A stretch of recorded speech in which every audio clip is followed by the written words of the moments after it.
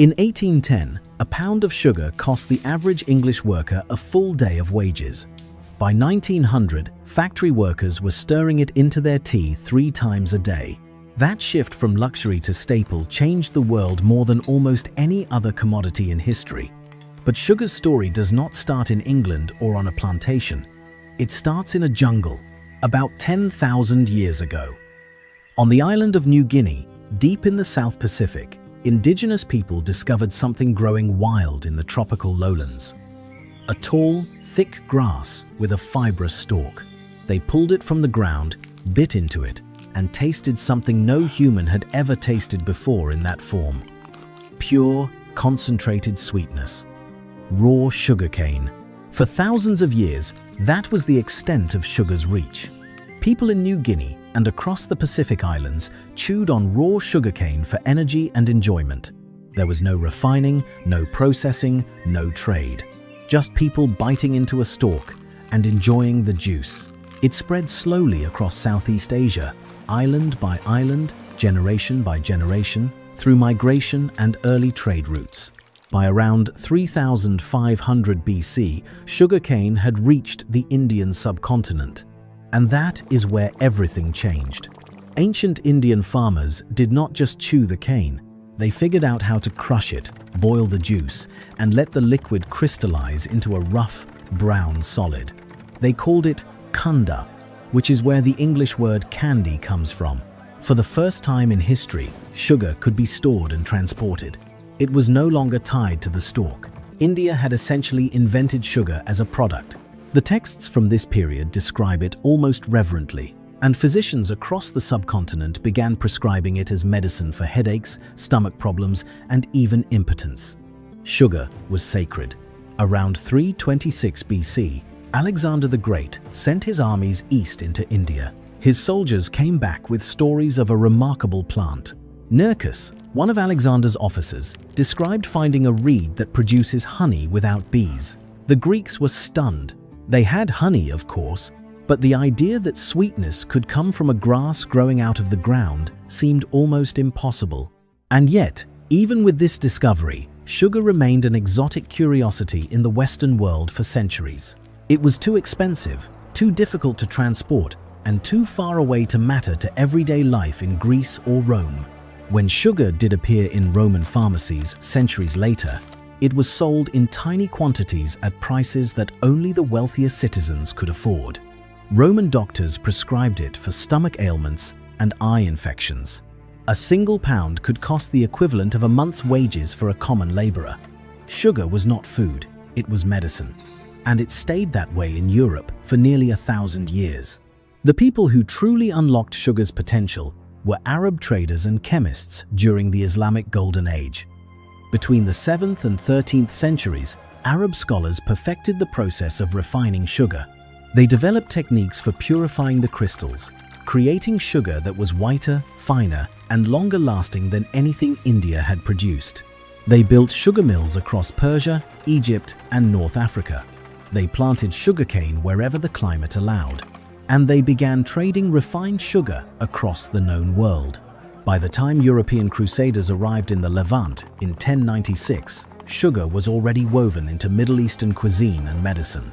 The crusaders tasted it and lost their minds. They called it a most precious product, and knights started hauling bags of it back to Europe, along with their swords and holy relics. Venice, sitting at the crossroads of East and West, became the sugar gateway to Europe. Venetian merchants imported raw sugar from the Middle East, refined it in their own facilities, and sold it across the continent at staggering markups. For a period of about 200 years, Venice essentially held a monopoly on European sugar, and the profits were enormous. In medieval Europe, sugar was treated the way we treat gold today. Kings displayed sugar sculptures at royal banquets as demonstrations of wealth. English monarchs kept detailed sugar inventories the way modern governments track gold reserves. At the wedding feast of Henry III in 1236, the royal household purchased over 300 pounds of sugar for a single celebration, a sum worth more than a knight's annual income. Apothecaries locked it behind their counters alongside opium and rare spices. It was prescribed for everything from coughs to depression. If you could afford sugar, you were somebody. And if you could not afford it, you probably never tasted it. But there was a problem. Sugarcane needs tropical or subtropical climates to grow. You cannot grow it in England. You cannot grow it in France. And you definitely cannot grow it in Scandinavia. European demand was skyrocketing, but the supply chain depended entirely on trade with the Islamic world, a trade route that was expensive, unreliable, and politically fraught. This is the part of sugar's history that most people never learn about, and it is the part that shaped the modern world more than almost anything else. In the 1400s, Portugal began colonizing Atlantic islands, Madeira, the Canary Islands, São Tomé, off the west coast of Africa. They discovered that these islands had the perfect climate for sugarcane. Portuguese planters set up the first European-controlled sugar plantations, and they needed labor. First, they used convicts and poor Europeans. That did not last. Sugar cultivation is brutal. Planting, harvesting, and processing sugarcane requires back-breaking labor in extreme heat, often 18 to 20 hours a day during harvest season. Workers dropped from exhaustion, injury, and disease, so Portugal turned to enslaved Africans. The sugar plantations of São Tomé became a testing ground for what would become the most horrific labor system in modern history. And when Columbus crossed the Atlantic in 1492, he brought sugarcane cuttings with him on his second voyage. The Caribbean climate was perfect, the soil was perfect, and the demand back in Europe was insatiable. The process of making sugar was itself a kind of hell. After cutting the cane by hand with machetes in tropical heat, workers had to feed the stalks into massive grinding mills within hours before the juice spoiled. The mills were powered by oxen, water, or later by wind, and they operated around the clock during harvest season. Workers who fed the cane into the rollers risked losing fingers, hands, and arms. Plantation owners kept hatchets nearby so that a trapped limb could be severed quickly before the entire body was pulled through. After grinding, the juice was boiled in a series of copper kettles over roaring fires, each one hotter than the last. The boiling house was suffocatingly hot, often reaching temperatures above 140 degrees Fahrenheit. Burns from splashing molten sugar were constant. The work never stopped.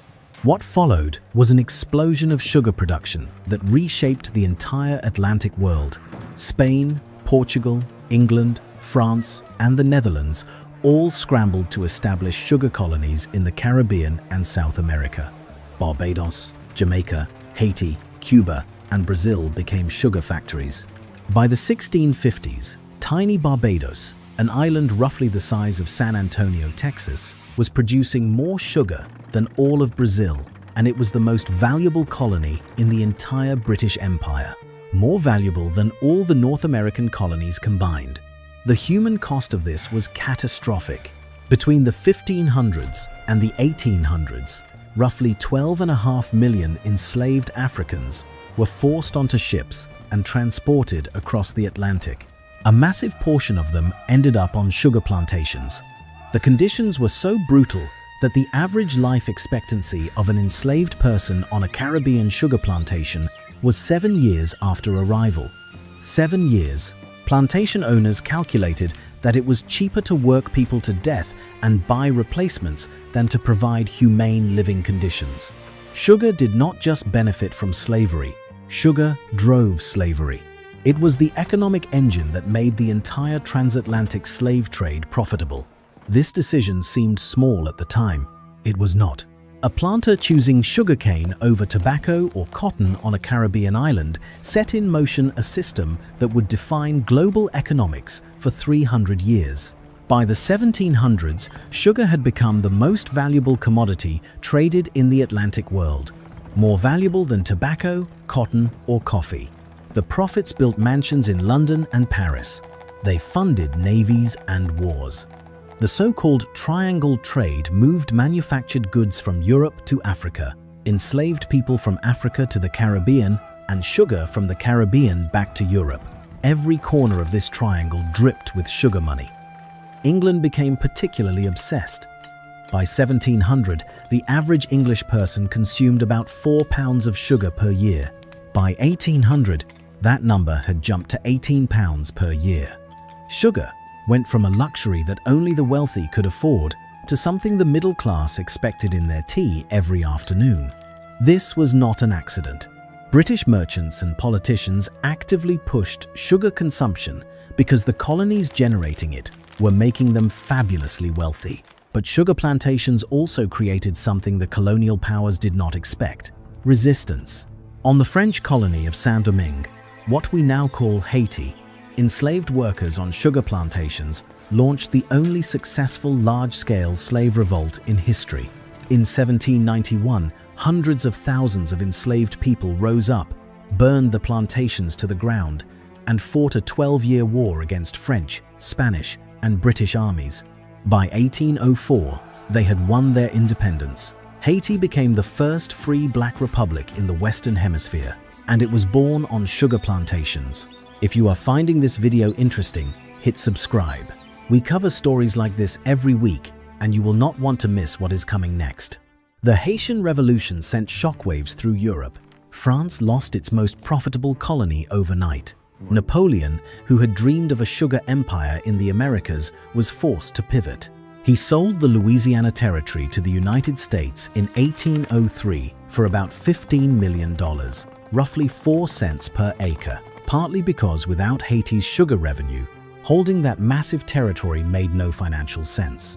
Sugar's collapse in Haiti literally doubled the size of the United States. Napoleon was also stuck with another problem. Britain's Royal Navy had blockaded French ports, cutting off access to Caribbean sugar. France needed sweetness, and it needed a domestic source. So Napoleon turned to sugar beets. German chemist Andreas Marggraf had discovered decades earlier that European beets contained sucrose identical to cane sugar. Napoleon poured resources into beet sugar production, ordering tens of thousands of acres planted across France and offering cash bounties to farmers who converted their fields. He established research institutions dedicated solely to improving beet sugar yields. It worked. By 1813, France was producing millions of pounds of beet sugar per year. The monopoly that tropical sugarcane had held for thousands of years was broken. This created a sugar rivalry that persisted for over a century. Tropical cane sugar versus temperate beet sugar, Caribbean colonies versus European farms. The competition drove prices down and production up. By the mid-1800s, sugar was cheaper than it had ever been in human history. And cheaper sugar meant more sugar in more products consumed by more people. The Industrial Revolution accelerated this even further. Steam-powered mills could crush sugarcane faster and more efficiently than any human or animal-powered system.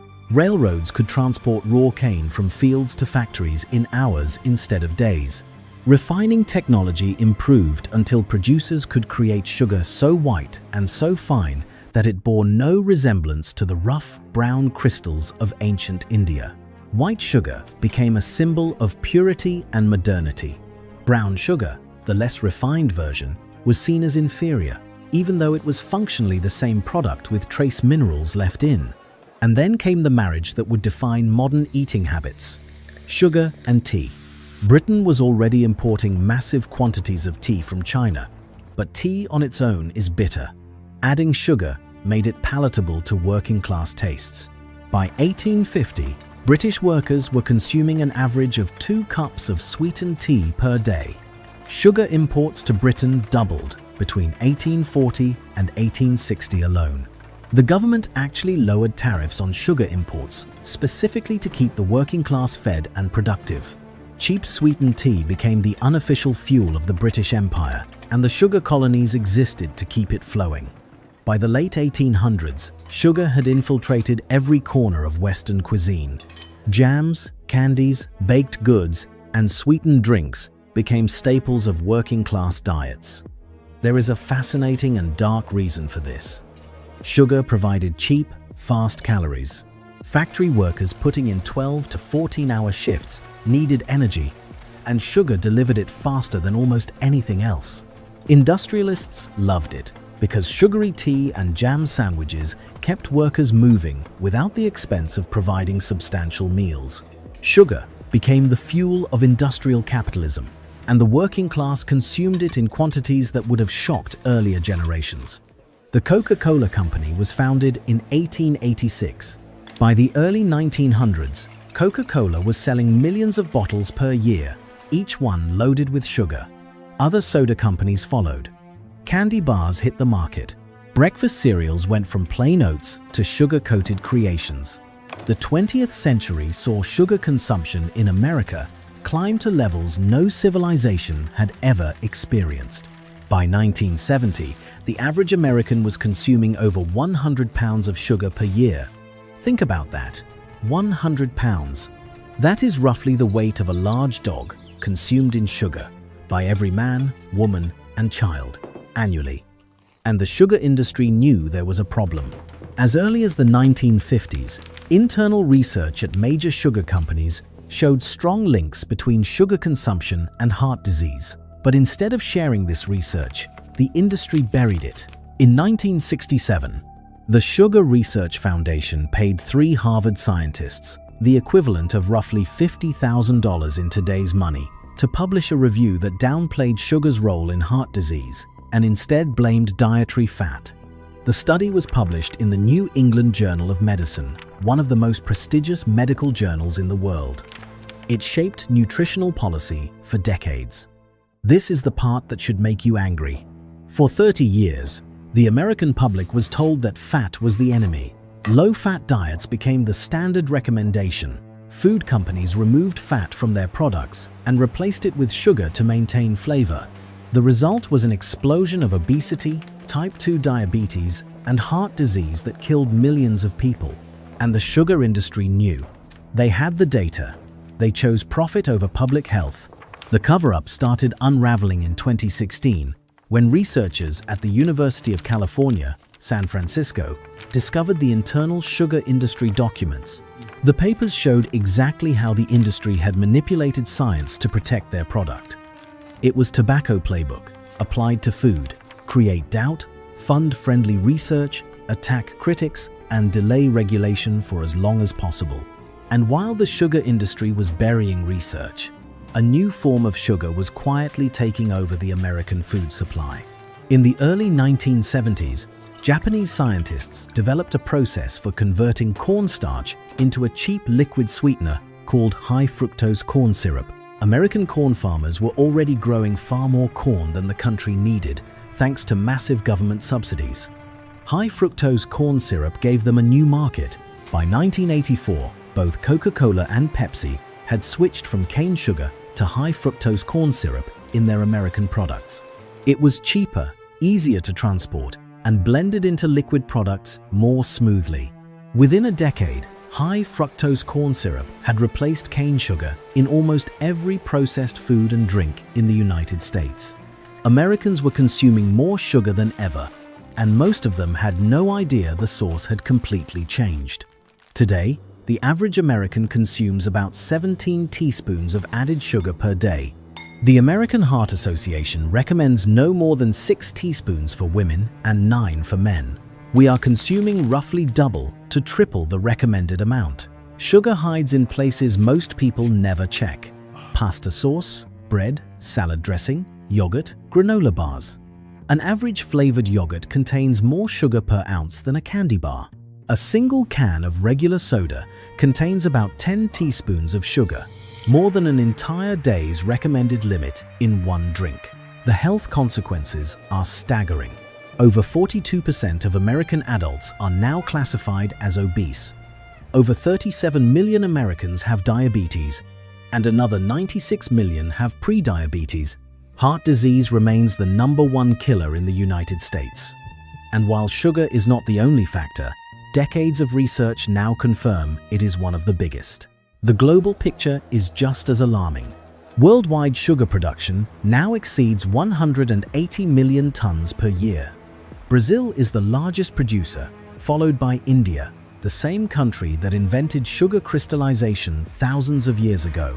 The average person on Earth now consumes about 50 pounds of sugar per year, a number that continues to climb in developing countries as Western diets spread. Some countries have started pushing back. Mexico introduced a soda tax in 2014, and consumption dropped by about 12% in the first year. The United Kingdom followed with its own sugar levy in 2018, which prompted major drinks manufacturers to reformulate their products with less sugar before the tax even took effect. Several cities in the United States, including Berkeley, Philadelphia, and Seattle, have enacted local sugar taxes. Early research suggests these taxes do reduce consumption, though the sugar industry has spent millions lobbying against them. Sugar's story spans 10,000 years, 6 continents, and virtually every major historical event of the last 5 centuries. It was there when empires rose. It was there when millions were enslaved. It was there when revolutions erupted and colonies collapsed. It was there when the Industrial Revolution transformed the world. And it is here now, in almost everything we eat and drink, shaping our health, our economies, and our politics in ways most people never think about. A 10,000-year-old grass from a jungle in New Guinea became the most consequential crop in human history. It built fortunes. It destroyed lives. It toppled empires. And it is sitting in your kitchen right now, in your cereal, your ketchup, your bread, waiting to be noticed. If this story surprised you, subscribe for more deep dives into the hidden histories behind everyday things. We have got a lot more coming,